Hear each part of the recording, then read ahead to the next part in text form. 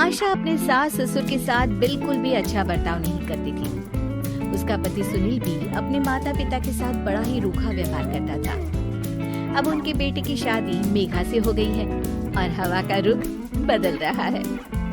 मेघा चलो आओ, रसोई में आकर मेरे साथ रात का खाना बनाने में मेरी मदद करो।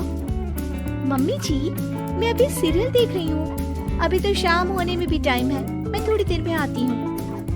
बहू, तुम्हें सुनाई नहीं दिया मैंने क्या कहा? मम्मी जी, शायद आपको सुनाई नहीं दिया जो मैंने कहा। आशा रसोई में जाकर सारा खाना खुद बनाती है और मेघा अपनी दादी सास ससुर के साथ बैठकर बातें कर रही होती है। आशा को बहुत गुस्सा आता है। आशा मेघा के पास जाती है और उसे बुरा भला कहने लगती है। कैसी बहू हो तुम? सास खाना बना रही है और तुम यहाँ गप्पे मार रही हो। सासू माँ और ससुर जी को तो कोई काम नहीं होता, वो तो फ्री है, पर तुम्हें तो अकल है ना। ये सुनकर मेघा भी आशा से बहस करने लगती है। मम्मी जी, ये आपके सास ससुर हैं, आप इनसे इज्जत से बात कीजिए और हाँ, प्यार से बोलेंगी तो कुछ भी कर लूंगी, पर ऐसे रौब झाड़ेंगी ना तो भूल जाइए कि कोई काम करने वाली हूँ मैं। क्या? तुम्हारी इतनी हिम्मत? मेरी ही किस्मत फूटी है जो मुझे तेरे जैसी नालायक बहू मिली है। नहीं मम्मी जी, आपसे ज्यादा खराब किस्मत तो दादी सास की है, जिन्हें आप जैसी बहू मिली। आशा ये सुनकर तिल मिला उठती है। क्या कहा तुमने? आशा मेघा का हाथ पकड़ती है और कमरे से बाहर ले जा रही होती है। तभी वहाँ रोहित आ जाता है और मेघा उसे देखकर रोने का नाटक करने लगती है।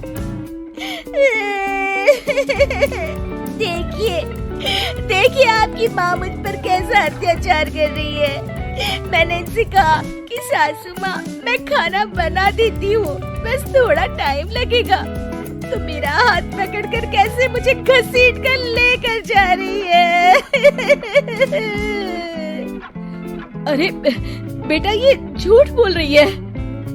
बस करो माँ, मेघा कभी झूठ नहीं बोलती और मैंने अपनी आंखों से देखा है कि कैसे आप उसका हाथ पकड़कर उस पर अत्याचार कर रही हो। अरे बेटा, मैं तुम्हारी माँ हूँ, तुम्हें मुझ पर विश्वास नहीं है? मेघा मेरी पत्नी है, उसका मेरा साथ तो जीवन भर का है और मैं उसी का साथ दूंगा। गलती आपकी है, आप ही सुधर जाइए माँ। तभी वहाँ सुनील आ जाता है। ये किस तरह से बात कर रहा है तू अपनी माँ से? पापा, आप तो रहने ही दीजिए। दादा दादी से आप किस तरह से बात करते हो देखा है मैंने। चलो मेघा। रोहित और मेघा वहाँ से चले जाते हैं। इस डायन ने तो मेरे बेटे पर कुछ जादू कर दिया है।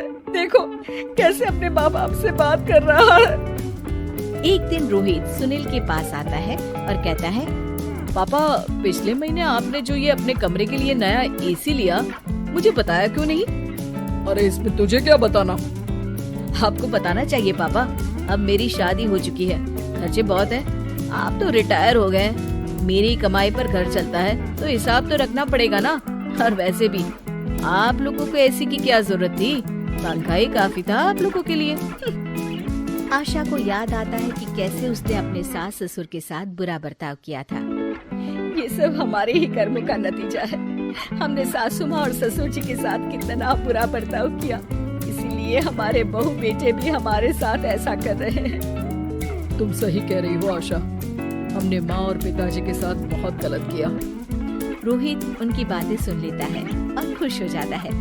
मेघा, मम्मी पापा को अपनी गलती का एहसास हो गया है।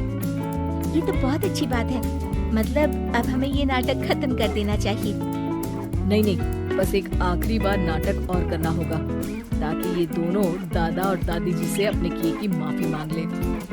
अगले दिन सभी हॉल में बैठे होते हैं, तभी रोहित और मेघा वहाँ आते हैं। मम्मी, मैं सोच रहा था, मतलब मैं और मेघा सोच रहे हैं कि। मम्मी जी ये कहते हुए जरा शर्मा रहे हैं, मैं ही बता देती हूँ।